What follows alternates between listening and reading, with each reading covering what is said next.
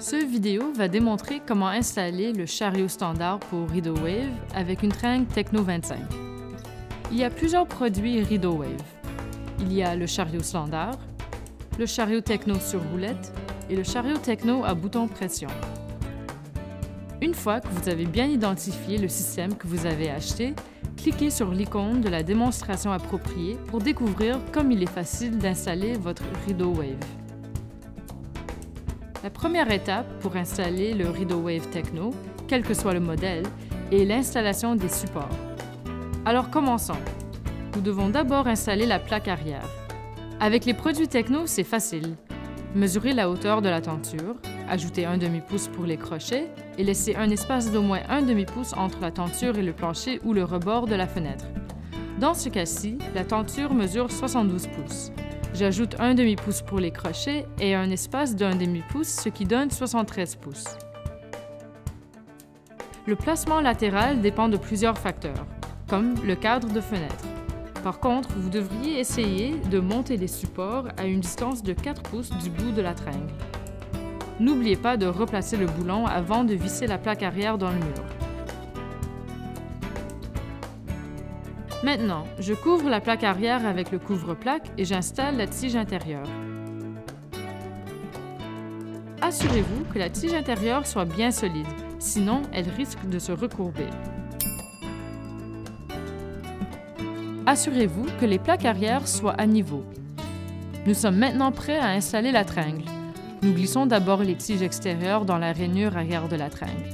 Pour le moment, ne serrez pas trop les vis. Maintenant, nous alignons les tiges extérieures avec les tiges intérieures. Nous glissons ensuite les tiges extérieures par-dessus les tiges intérieures. Pour terminer la procédure, nous faisons tourner les tiges extérieures dans le sens des aiguilles d'une montre afin de consolider la tringle latéralement.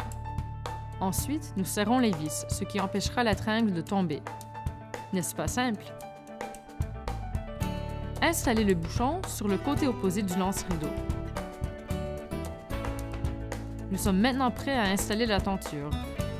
Premièrement, nous glissons les chariots dans la rainure inférieure comme ceci.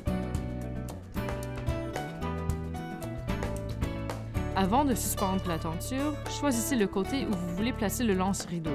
À droite ou à gauche, vous devez laisser le premier chariot libre. Dans la plupart des cas, les crochets seront déjà installés sur la tenture. Si tel n'est pas le cas, il existe une vidéo qui explique comment poser les crochets. Mais la procédure est très simple.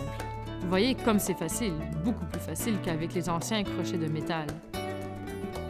Insérez chaque crochet dans l'œillet d'un chariot. Nous vous suggérons de placer la tenture par-dessus votre épaule pendant que vous l'installez. Nous devons maintenant créer l'effet de vague. Nous commençons du côté du lance-rideau en nous assurant que le bord du rideau touche le mur et c'est parti. Nous pouvons placer le lance-rideau à 3 endroits différents. La décision vous revient. La première option est de le placer sur le chariot vide.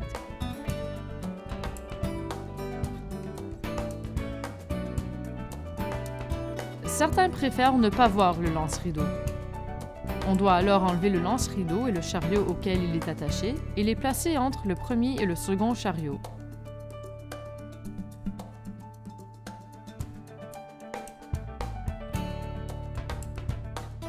Certains veulent que le lance-rideau soit bien visible, pour éviter de toucher le tissu lors de l'ouverture et la fermeture de la tenture.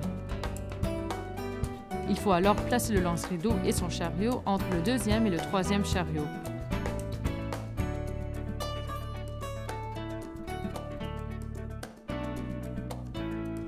Surtout, ne coupez pas la corde d'espacement avant d'avoir choisi l'emplacement du lance-rideau, car cette corde est indispensable si vous choisissez le style du chariot libre. Si vous choisissez les options lance-rideau visible ou lance-rideau invisible, coupez la corde comme ceci. C'est presque terminé. Il ne reste qu'à installer les embouts et le bouchon optionnel pour que le dernier chariot reste en place.